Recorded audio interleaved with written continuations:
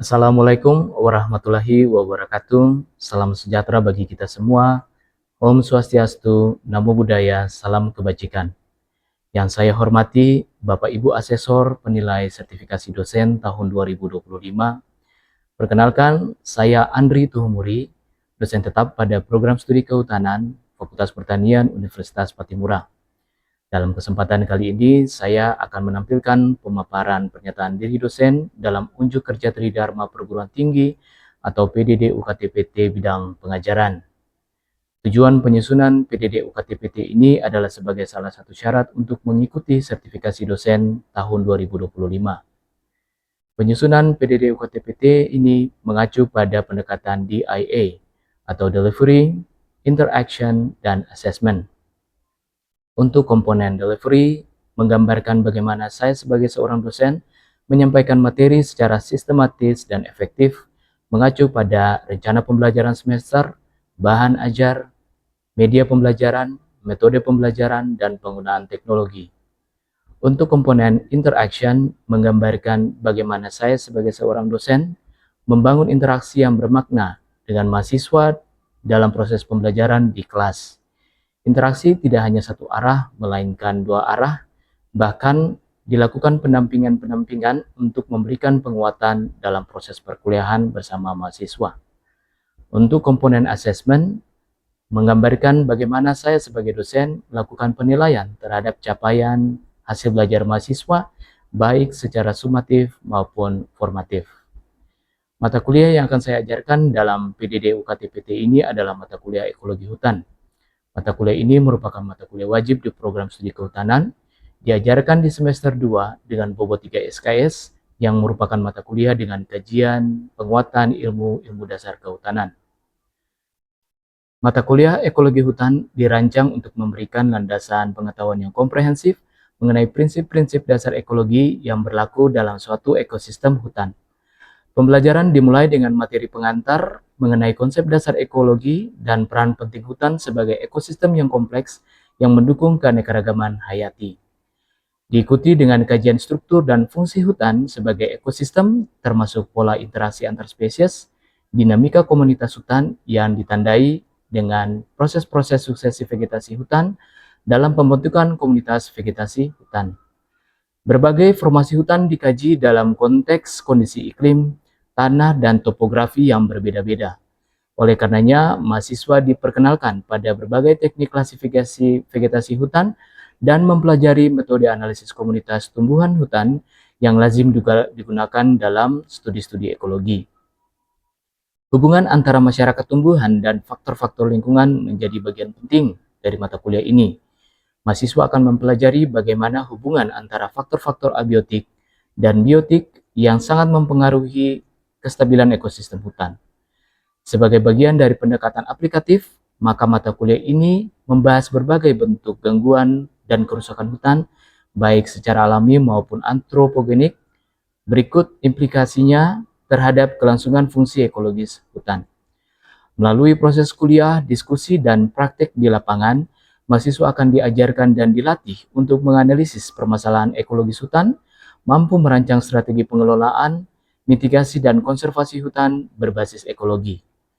Kemampuan yang diharapkan terbentuk setelah mempelajari mata kuliah ekologi hutan adalah mahasiswa memiliki kemampuan akademik, baik secara teoritis, analitis, teknis, dan praktis yang relevan dengan bidang ekologi hutan. Adapun capaian pembelajaran lulusan program studi yang dibebankan pada mata kuliah ini meliputi CPL 1, mampu menerapkan perilaku yang bernilai keimanan dan etika serta bertanggung jawab terhadap negara dan bangsa.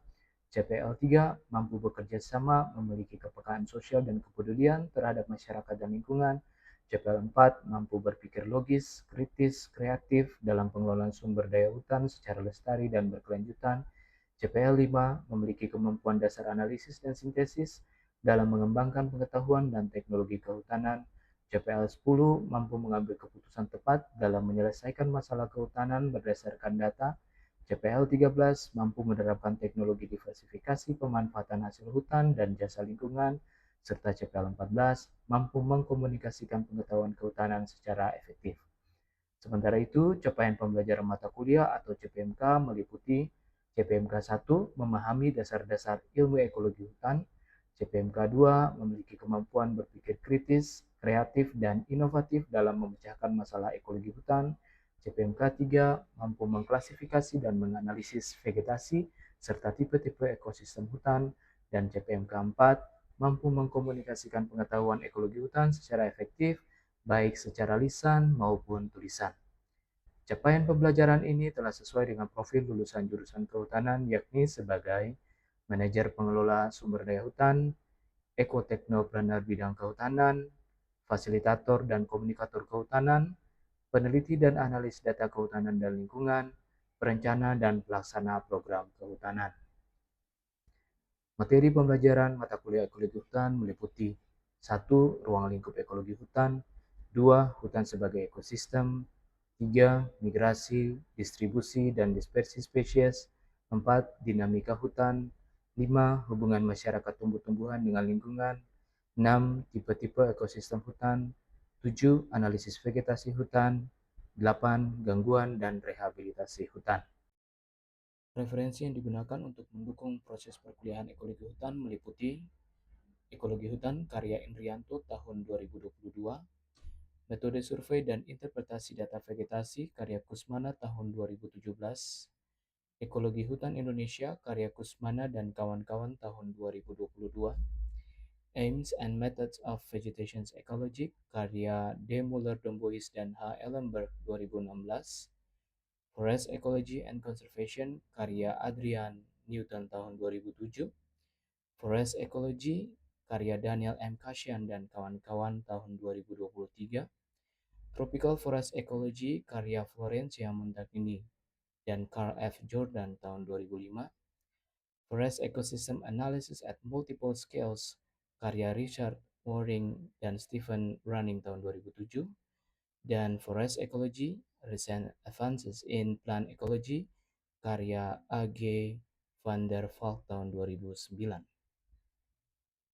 Sistem dan metode pembelajaran serta interaksi. Sistem pembelajaran yang digunakan dalam penyusunan PDD UKT-PT ini adalah Student Centered Learning, di mana sistem pembelajaran dilakukan secara kolaboratif dan partisipatif bersama mahasiswa. Sedangkan metode pembelajaran yang digunakan adalah Problem Based Learning atau PBL, yang menyajikan permasalahan atau data yang nyata dan bermakna untuk memudahkan peserta didik melakukan penyelidikan dan inquiry pengetahuan serta keterampilan. Interaksi dengan mahasiswa. Interaksi dengan mahasiswa dilakukan dengan membangun interaksi yang bermakna. Interaksi tidak hanya satu arah, melainkan interaksi dua arah dengan membuka ruang diskusi dan pendampingan bagi mahasiswa untuk memberikan penguatan dalam proses perkuliahan. Penilaian mata kuliah meliputi teknik dan indikator sesuai rencana pembelajaran semester, meliputi beberapa aspek yakni sikap, pengetahuan, kehadiran, keterampilan umum, keterampilan khusus, dan kerjasama. Teknik-teknik penilaian yang digunakan meliputi daftar cek, skala rentang, tes objektif, tes sumatif, portofolio, daftar presensi, dan rubrik pada instrumen penilaian hasil belajar. Indikator-indikator yang digunakan umumnya mengacu kepada rubrik pada instrumen penilaian hasil belajar. Untuk komposisi nilai akhir meliputi partisipasi 10%, tugas 10%, kuis 20%, praktikum 20%, TS 20%, dan UAS 20%. Berikut adalah rubrik instrumen penilaian hasil belajar mata kuliah ekologi hutan.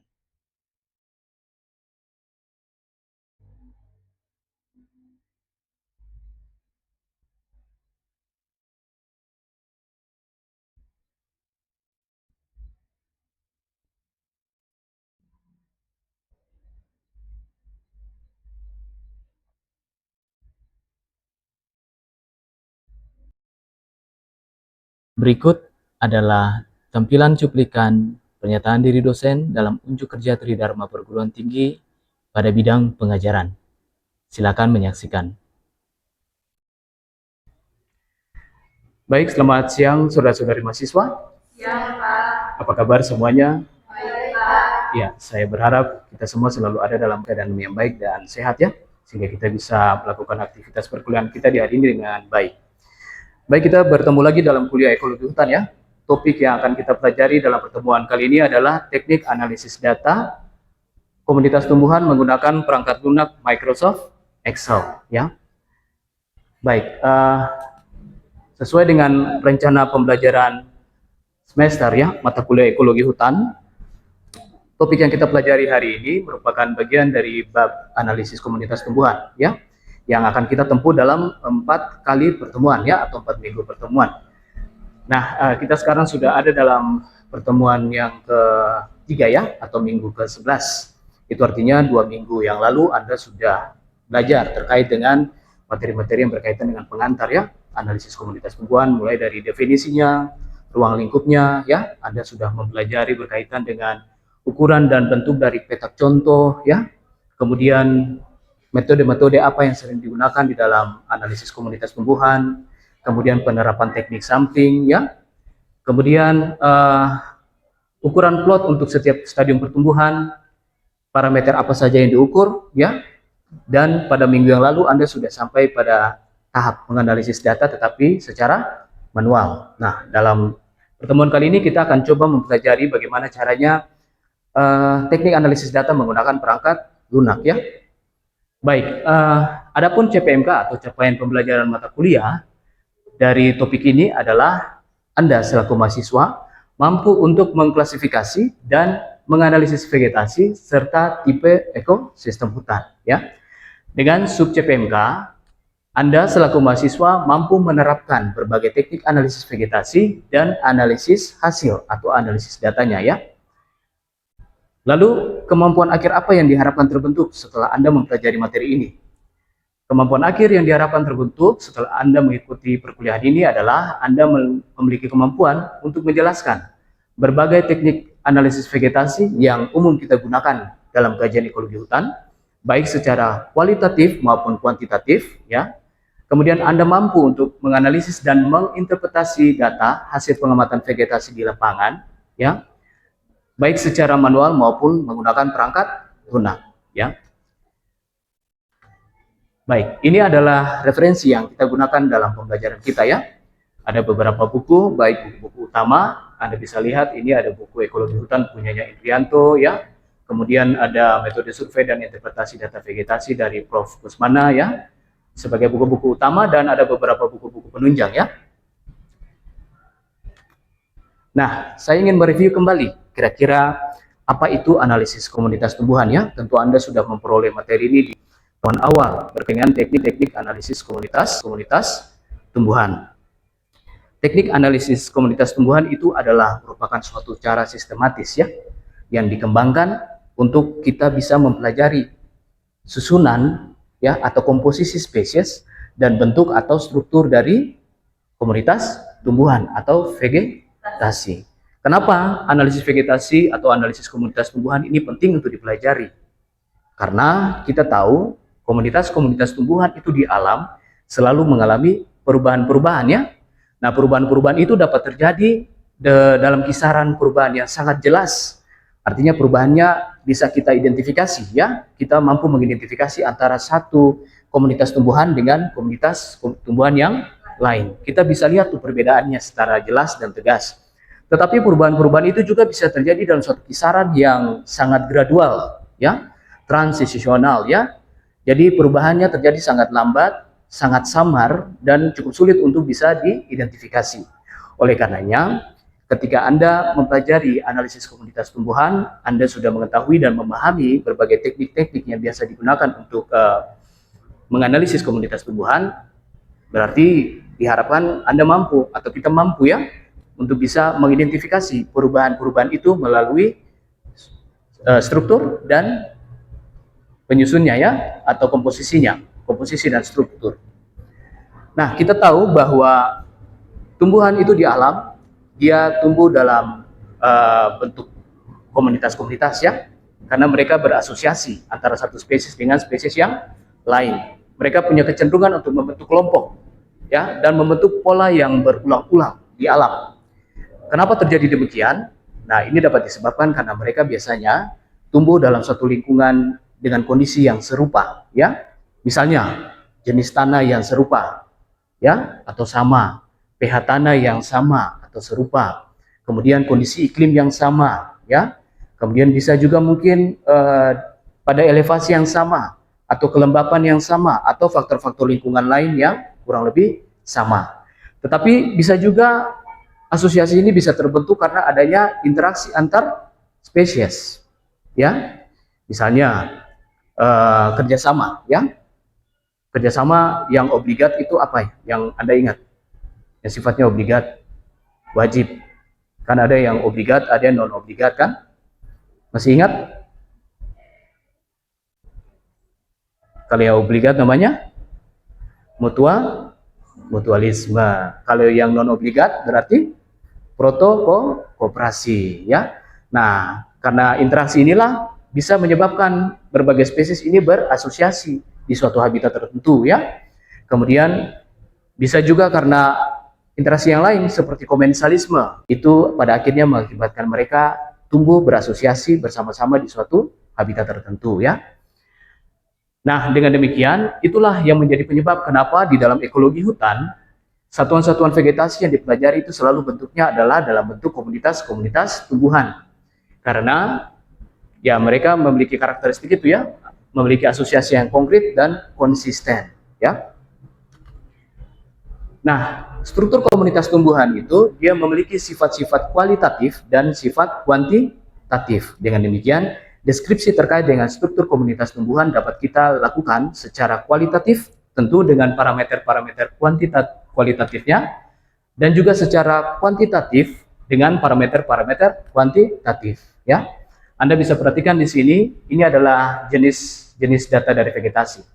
Bila kita ingin mempelajari organisasi komunitas vegetasi, kita membutuhkan integrasi antara data analitik dan data sintetik, ya. Data analitik itu dia terdiri dari data kualitatif dan data kuantitatif dari komunitas tumbuhan atau vegetasi, ya. Sedangkan data sintetik ini merupakan data artifisial, ya, merupakan data-data yang dibangun, contohnya itu seperti data-data modeling, ya. Dia dibangun berdasarkan parameter-parameter ini dan kemudian diintegrasikan dengan data analitik, dia mampu membentuk data yang utuh, ya, dan komprehensif yang bisa menggambarkan bagaimana organisasi komunitas vegetasi di suatu wilayah atau tempat, ya. Nah, sekarang karena kita akan menggunakan perangkat lunak pengolah data, ya, dalam hal ini Microsoft Excel, berarti kita harus tahu tahapan-tahapan apa saja yang dilakukan dalam analisis data vegetasi menggunakan Microsoft Excel. Nah, ini berarti berkaitan dengan analisa data, ya. Apa itu analisa data? Analisa data itu merupakan suatu proses sistematis, ya, untuk kita mengumpulkan, kita memeriksa, ya, kemudian kita memvalidasi, mengolah dan menginterpretasi data sehingga menghasilkan suatu informasi yang berguna, ya. Informasi yang berguna itu bentuknya bisa banyak. Bisa pola, bisa tren, ya, bisa hubungan, bisa pengaruh, ya, bisa dihasilkan dari hasil analisis data tergantung dengan tujuan. Ini adalah fitur-fitur pada Microsoft Excel yang bisa kita gunakan untuk melakukan analisis komunitas tumbuhan atau vegetasi, ya. Nah, fitur yang pertama itu adalah Excel tabel, ya. Nah, Excel tabel ini adalah fitur di Excel yang bisa kita gunakan untuk mengubah range, ya, menjadi tabel dinamis yang terstruktur. Apa keuntungannya? Keuntungannya adalah fitur ini mampu mendukung penggunaan rumus dinamis dan otomatisasi perhitungannya. Kemudian yang berikut adalah pivot table. Pivot table ini adalah fitur yang digunakan untuk merangkum secara cepat, ya, data yang kita miliki, ya. Jadi dia punya kemampuan untuk menyusun laporan dari data besar secara cepat, ya. Kemudian dia dapat diperbarui secara otomatis ketika data atau sumber data itu berubah, ya. Kemudian ada Power Query. Power Query ini adalah fitur yang digunakan untuk mengimpor, menggabungkan atau kita mengkombinasi, ya. Kemudian kita melakukan cleansing data, kita mentransformasi data dari berbagai sumber. Kemudian ada Quick Analysis, seperti namanya, berarti dia memberikan akses cepat terhadap fitur-fitur analisis, ya. Yang terakhir itu adalah Conditional Formatting, ya. Ini merupakan fitur yang biasa kita gunakan dalam melakukan analisis visual, ya. Jadi kita gunakan kalau kita ingin meng-highlight data dengan kriteria tertentu, ya. Sehingga secara visual kita akan cepat melakukan atau mendapatkan informasi-informasi penting dari data-data yang kita miliki ya.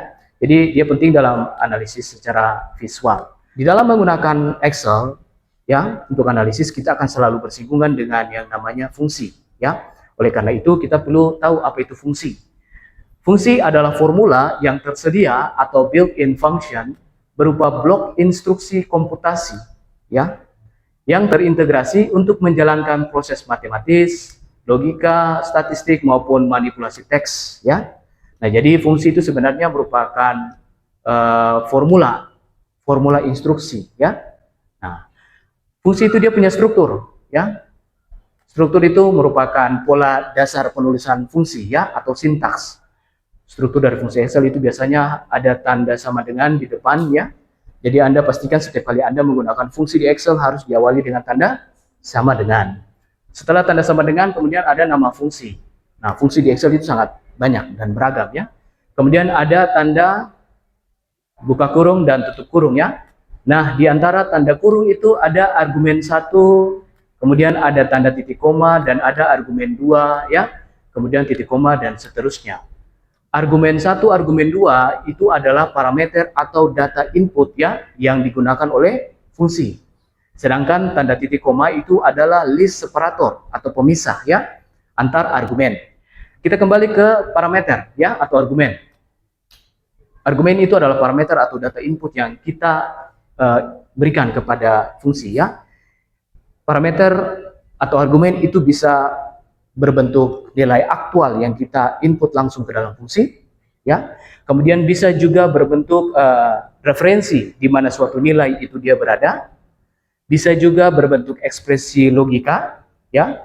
Bisa berbentuk teks, tetapi bisa juga berbentuk fungsi. Nah, inilah definisi fungsi dan struktur dari fungsi Excel. Sebelum saya membahas terkait langkah-langkah ini, saya berikan kesempatan bagi Anda bila ada yang ingin bertanya ya. Sebelum kita akan masuk ke praktik untuk melakukan teknik analisis data menggunakan Microsoft Excel. Silakan. Ya, baik.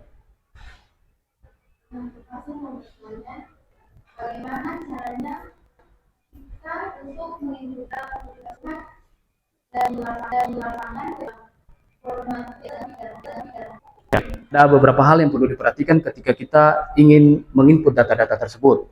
Yang pertama, pastikan tabel yang kita gunakan atau data-data yang akan kita input itu mengikuti tabel tabular ya, mengikuti struktur tabel tabular.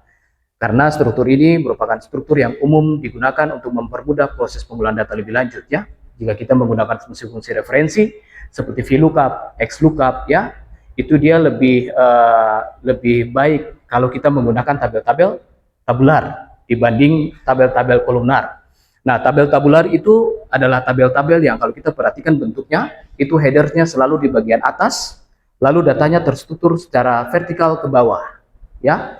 Nah, jadi pastikan pada saat menginput data, kita menggunakan struktur tabel seperti itu, atau mungkin struktur range yang seperti itu, ya, berbentuk tabular. Kemudian yang kedua, kalau kita menggunakan fitur Excel tabel, pastikan tidak kita menggunakan fitur merge cell atau penggabungan sel. Nah, kemudian yang berikut, ya tentu ketika kita ingin menginput data, pastikan data-data yang kita input ke dalam range atau tabel itu haruslah data-data yang konsisten, ya. Dengan demikian, data-data yang diinput itu ya akan menjadi data yang lebih rapi dan lebih terstruktur sehingga bisa mendukung pengolahan data lebih lanjut. Ada lagi yang mau bertanya? Ya, oke. Nia. Bisa memberikan tips dalam memiliki grafis yang tepat untuk data presentasi, Pak? Ya, baik. Ya, tadi kita sempat singgung ya tentang visualisasi data ya. Jadi kalau dengan visualisasi data, analisis kita bisa lakukan secara visual. Nah, sekarang tips-tips untuk menggunakan grafik ya atau chart itu sangat tergantung dari tujuan. Apakah Anda mau melihat perbandingan ataukah Anda mau melihat komposisi? Ya, Anda ingin melihat pola atau tren? Ya, itu akan menghasilkan pemilihan grafik ya yang berbeda-beda ya atau diagram yang berbeda-beda. Kalau Anda ingin melihat perbandingan dan komposisi, maka mungkin lebih baik bisa menggunakan yang diagram batang atau diagram lingkaran atau pie chart itu. Ya kan? Kalau Anda ingin melihat tren atau pola, berarti kita bisa menggunakan line chart misalkan. Ya toh? Kalau Anda ingin melihat akumulasi data ya, itu kita bisa pakai yang versi atau bentuk stack ya.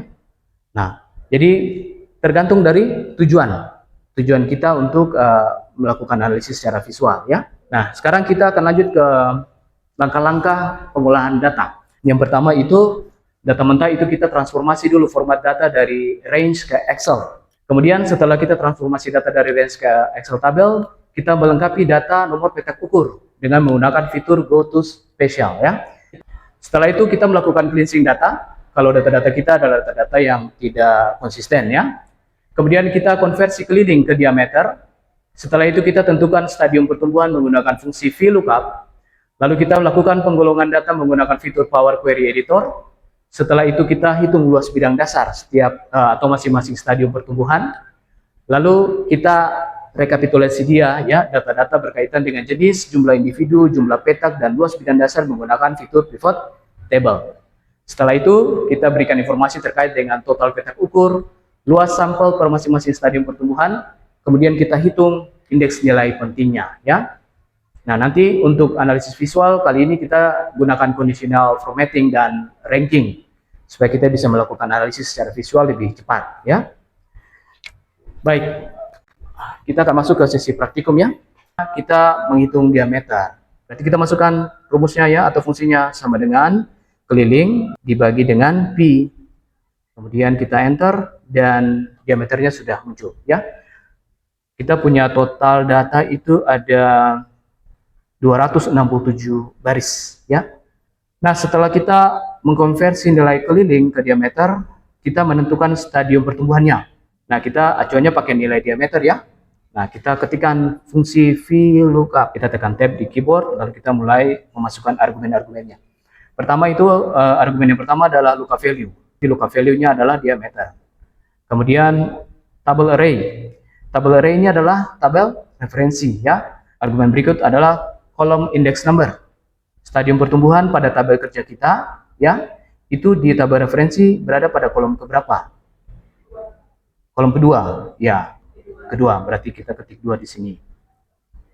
Yang berikut ada pilihan range lookup-nya true atau false. Karena data kita adalah data berkelompok, berarti kita gunakan true. Kita pilih true. Kemudian kita tekan enter.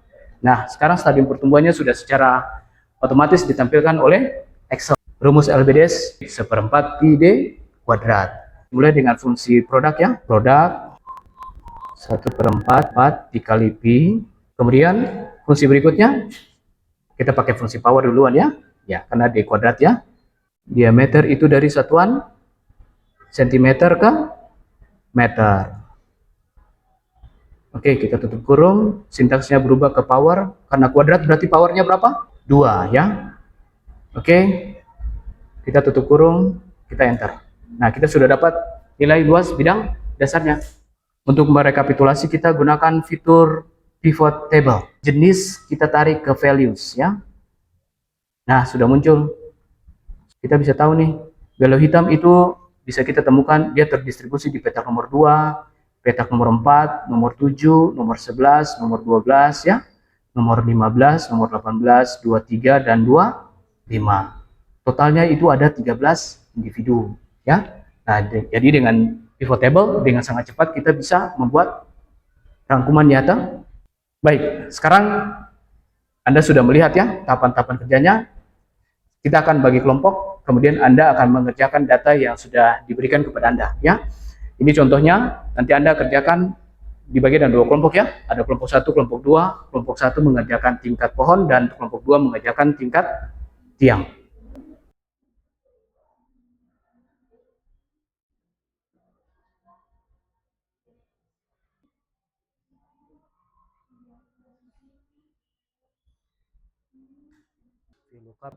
Lookup value-nya harus diameter.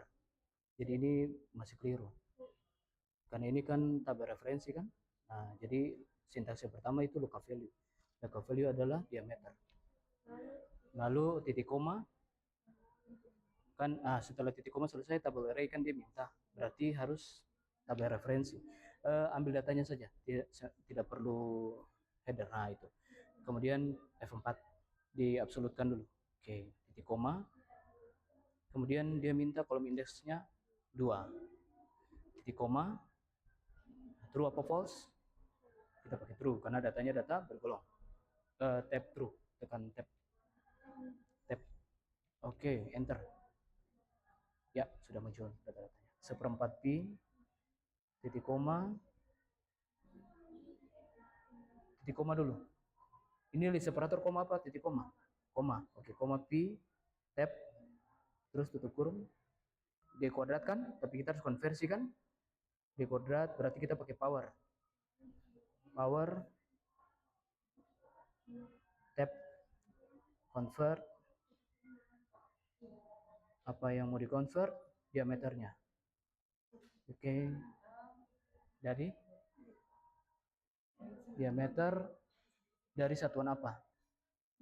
Dari satuan sentimeter. Diapit tanda kutip. Kutipnya 2. Oke. Sentimeter, titik koma, kutip lagi, meter. Oke, tutup kurung. Sintaksnya akan berubah ke power kan? Nah, titik koma, D kan, D kuadrat kan? Berarti power berapa? Angka powernya berapa? 2. Tutup kurung, sampai warna hitam, enter. Ya.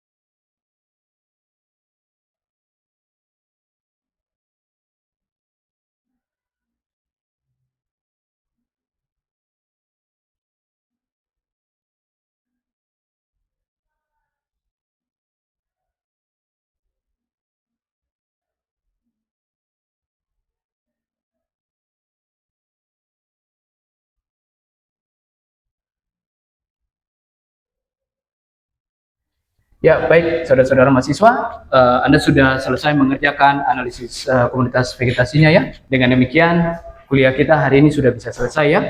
Harapannya setelah Anda mempelajari teknik analisis data menggunakan Microsoft Excel hari ini, bisa Anda gunakan selanjutnya ya untuk pengolahan data lebih lanjut untuk kebutuhan-kebutuhan studi Anda. Baik, dengan demikian kita akhiri perkuliahan kita hari ini. Sampai kita bertemu minggu depan untuk analisis parameter kuantitatif yang lainnya ya. Juga masih tetap menggunakan Microsoft Excel. Selamat sore. Sore, Pak. Di akhir video PDD UKT-PT ini, izinkan saya untuk mengucapkan terima kasih kepada pimpinan universitas, pimpinan fakultas, pimpinan jurusan, dan pimpinan program studi atas dukungan yang telah diberikan sehingga kami bisa mengikuti berbagai tahapan proses sertifikasi di tahun 2025 ini. Ungkapan terima kasih juga saya ucapkan kepada seluruh pihak yang tidak bisa saya sebutkan satu persatu atas dukungannya sehingga kami boleh menyelesaikan PDD UKT-PT ini dengan baik. Sekian, terima kasih dan hotumese.